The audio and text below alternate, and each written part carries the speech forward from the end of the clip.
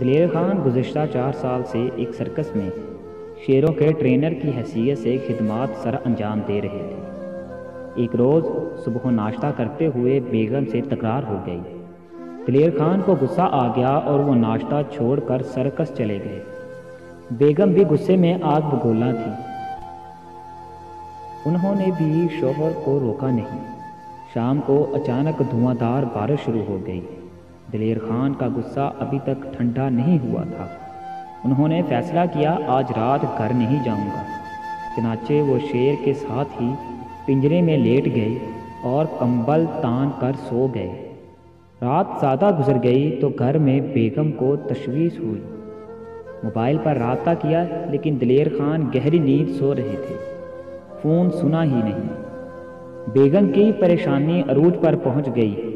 انہوں نے کار نکالی اور خود ڈرائیو کر کے سرکس جا پہنچی۔ دیکھا دلیر خان شیر کے پنجرے میں خراٹے لے رہے ہیں۔